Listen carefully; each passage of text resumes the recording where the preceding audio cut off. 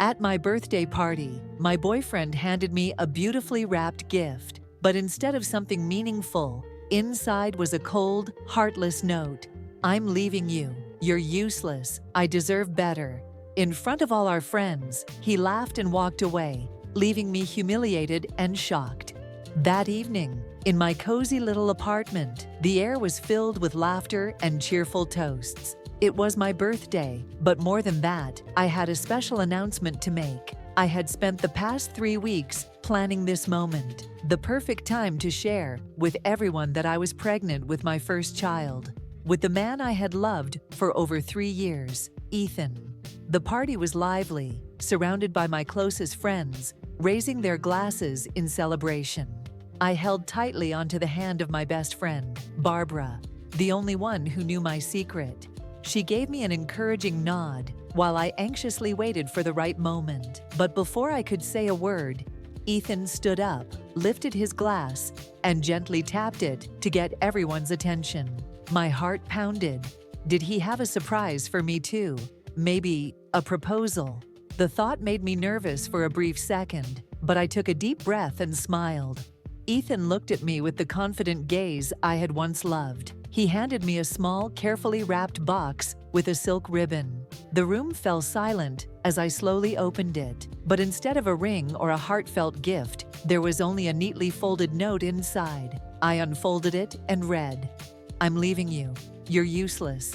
I deserve better." I blinked, unable to process the words staring back at me. Ethan crossed his arms, a smirk forming on his lips, as if he was savoring the moment. The room stood frozen. A few people chuckled, thinking it was some kind of cruel joke. But then, Ethan turned on his heel and walked out the door without another word. My world crumbled in an instant.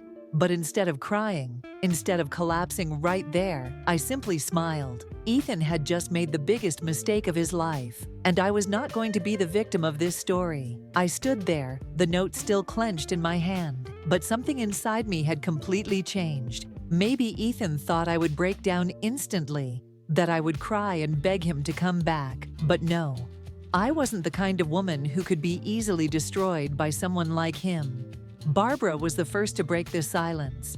She snatched the note from my hand, scanned it quickly, then hissed in anger, "That bastard!" The room soon filled with murmurs, shock, outrage, confusion. Some people, like Maria, hurriedly left the party, while others lingered, unsure whether they should console me. But I didn't need their pity. I smiled, calm enough to leave everyone stunned. "It's okay," I said, my voice light. "I'll be fine." And I knew that was the truth. After everyone had left, Barbara stayed, refusing to let me be alone. We sat on the couch, a glass of water in my hand instead of wine. I looked at her, took a deep breath, and said, "I'm pregnant." Barbara didn't look surprised. She nodded, as if she had already suspected it. "What are you going to do?" I glanced down at my stomach, still flat, but carrying a tiny life inside. "I'm going to move forward, on my own." Barbara squeezed my hand. "Then you won't really be alone." But there was something else I hadn't told her. I knew Ethan had been cheating. 2 weeks ago, while looking for a stamp in his desk drawer, I had found a secret credit card statement filled with suspicious charges, luxury hotels, expensive jewelry, fancy dinners I had never attended. Then I had seen the messages on his Apple Watch while he was in the shower. They were full of heart emojis and promises to meet up while I was working late. And I knew exactly who it was. Maria, my old college friend, the one who had hurried out of the party the moment Ethan walked away. He thought he could humiliate me and walk out of my life as the winner. But Ethan was wrong, and he had no idea what was coming next. I didn't rush to confront Ethan or Maria. People like them always think they're in control, that they can hurt others without facing any consequences. But I wasn't the type to react impulsively. If there was one thing I had learned from all the true crime documentaries I listened to while doing laundry, it was this: the best revenge always requires patience and a well-thought-out plan. I started gathering information. I reviewed Ethan's old bank transactions, noting suspicious expenses. I also saved all the messages between him and Maria that I had screenshotted earlier, not to expose them immediately, but to keep them for the right moment. In the meantime, I focused on rebuilding my life. I reached out to a lawyer to understand my rights regarding the baby and made financial plans to ensure I could raise my child independently. I also changed the locks on my apartment and rearranged everything, erasing every trace of Ethan from my life. Then, just as I had predicted, Maria and Ethan didn't live happily ever after. 2 weeks after he left me, I received a message from Sergio, a mutual friend. "Lily, you won't believe this. Justin and Maria are having a huge argument right in the middle of the cafe we all used to go to. It looks bad." I wasn't surprised. People who betray each other to be together rarely last. Maria thought she had won a prize, but all she got was a liar, a failure, and a man drowning in financial trouble. A few days later, I ran into Maria at the grocery store. She looked exhausted, with dark circles under her eyes, and when she saw me, her expression shifted rapidly, from confusion to guilt to defiance. She tried to sound casual, but I could see the unease in her eyes. "He told me you two had already broken up before we got together," she said, as if justifying herself. I simply smiled. "Is that so? Well, good luck with that." Then I pushed my cart forward without looking back. I knew exactly what was happening. Ethan was starting to lose everything, and this was just the beginning. 3 weeks after Ethan humiliated me at my birthday party, I barely thought about him anymore. I had far more important things to focus on: my job, my pregnancy, and preparing for my child's future. But then, late one night, just as I was about to go to bed, there was a loud, frantic knocking at my door. I looked through the peephole. Ethan. He looked awful. His shirt was wrinkled, his hair disheveled, and most noticeably, his breath reeked of alcohol. "Lily, open the door. We need to talk." His voice was hoarse, a mix of desperation and frustration.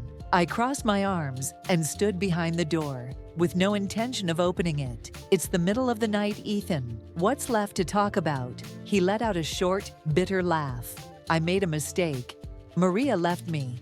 She said I'm not the man she thought I was. But you know me, right? You always knew me, Lily." I closed my eyes and took a deep breath.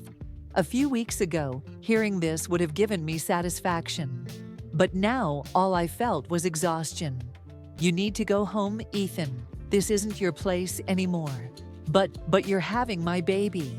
His voice rose, filled with panic. "Lily, I have a right to know. I have a right to be a father." I leaned my forehead against the door, keeping my voice steady. "Yes, you do. But rights come with responsibilities, Ethan. Are you ready for that? Or are you just looking for something to hold on to because your life is falling apart?" Silence. I knew he didn't have an answer. After a few moments, I heard his unsteady footsteps retreating. A part of me wanted to believe this was the start of real change, but I knew Ethan better than anyone. And if he truly wanted a place in our child's life, he would have to prove he deserved it. Ethan didn't contact me for a few days after that night, and I started to think that maybe he had finally given up. But then, one afternoon, as I was driving home from a routine prenatal checkup, my phone rang. It was Ethan. I hesitated for a moment before answering. "Hello? Lily." His voice sounded different. Not arrogant, not desperate, just exhausted. "I want to see you, seriously. I know I messed up. I don't expect forgiveness, but I want to take responsibility. I want to be a father." I stayed silent for a few seconds, trying to figure out if this was just another one of his manipulations. Then I sighed. "Fine, tomorrow, 10 a.m. The cafe on Main Street. The next morning, Ethan showed up on time. He looked better than the last time I had seen him. No smell of alcohol, a neatly pressed shirt, but dark circles still shadowed his eyes. He pulled out a chair and clasped his hands together on the table. "I've been thinking a lot since that night," he began. "I lost you. I lost Maria. I lost my job. I know I screwed up. but I don't want to lose my child." I met his gaze directly. "Being a father isn't just about wanting it, Ethan. You have to prove that you can be responsible." He nodded. "I understand. I got a new job. It doesn't pay as much as before, but it's stable. And I also signed up for a parenting class for first-time dads." I was surprised. This was the first time he actually seemed serious about something. But I wasn't going to trust him so easily. "You can say whatever you want, but I need to see actions. If you want to be part of this child's life, you have to prove that you deserve it." Ethan clenched his hands, then looked at me with a newfound determination. "I will." For the first time, I wondered if he really could change. But regardless of what happened next, I knew one thing for sure: I wouldn't let myself or my child be hurt again. The following weeks passed with cautious optimism. Ethan kept his promises. He attended parenting classes, sent financial support consistently, and even checked in on the baby's health. But I still wasn't ready to trust him. Were these changes genuine, or just a temporary effort to fix his mistakes? I focused on preparing for the baby. My apartment slowly transformed into a real home. A small crib in the corner of my room, neatly folded baby clothes in the drawers. Barbara helped me organize everything, always by my side like a protective shield, just in case Ethan slipped back into his old ways. Then one day, while I was out shopping, I ran into Maria again. She no longer had that smug, self-assured look. Instead, she looked tired, pale, and hesitant as she approached me. I was wrong about him," Maria said quietly, avoiding eye contact. I crossed my arms, waiting to see what else she had to say. "He's not going to change," she sighed. "He might act remorseful now, but sooner or later, he'll go back to who he really is. I thought he loved me, but in the end, I was just a replacement." I looked at Maria. She reminded me of myself months ago, standing at the edge of heartbreak, finally seeing Ethan for who he truly was. But I had no intention of comforting her. "I don't expect him to change," I replied. "I just expect him to take responsibility." Maria nodded, her expression bitter. "I just hope you don't get hurt the way I did." I didn't respond. I simply walked away. I didn't hate Maria anymore. She had been just another victim of the same liar. But whether Ethan had truly changed or not, I knew one thing for certain: I would never let my life, or my child's future, depend on him again. 3 months after my encounter with Maria, my daughter, Ellie, was born. When the nurse placed her in my arms, it felt like my entire world had shifted. All the pain, betrayal, and heartbreak I had endured suddenly seemed insignificant compared to this moment. Ellie was everything I needed: a fresh start, a reason to keep moving forward. Ethan was at the hospital. He sat quietly in the corner, no longer smug or arrogant. When I handed Ellie to him, for the first time in his life, I saw genuine emotion on his face. He cried, not out of regret, but because for the first time, he understood the weight of being a father. In the weeks that followed, Ethan tried to be a part of Ellie's life. He visited regularly, brought small gifts, and made an effort to learn how to be a parent. But I kept my distance. I set clear boundaries. He could be Ellie's father, but we would never be together again. After a few months, I realized something important. I wasn't angry at Ethan anymore. I had moved past the pain, the bitterness, and the need for revenge. Now I only cared about my daughter's future. Whether Ethan truly changed or not, no longer mattered to me. I had built a solid life without him. A year later, I moved into a new apartment, spacious and filled with sunlight. I had secured a better job, and most importantly, I felt happy. Not the fairy tale kind of happiness, but real, grounded contentment. A peaceful life without deception or heartbreak. One afternoon, as I was pushing Ellie's stroller down the sidewalk, I realized I had completely escaped the shadow of my past. I was no longer the girl left humiliated at her birthday party. I had risen. I had become stronger. And most importantly, I had won. Life is full of painful moments, times when we are betrayed, hurt, and feel like we have lost everything. But it is in those very moments that we have the opportunity to rebuild, to grow stronger, and to prove that our worth is not defined by anyone else. Lily's story teaches us an important lesson. Self-respect and inner strength are what truly help us overcome adversity. When faced with the ultimate betrayal, she didn't crumble or beg. She chose to take control of the situation on her own terms. She refused to let pain dictate her future, and instead turned it into motivation to build a better life. Additionally, this story serves as a reminder that those who hurt others never truly win. Ethan thought he could walk away without consequences, but in the end, he was the one who lost everything. Meanwhile, Lily, despite all the heartbreak, found real happiness, a life of independence, peace, and self-sufficiency.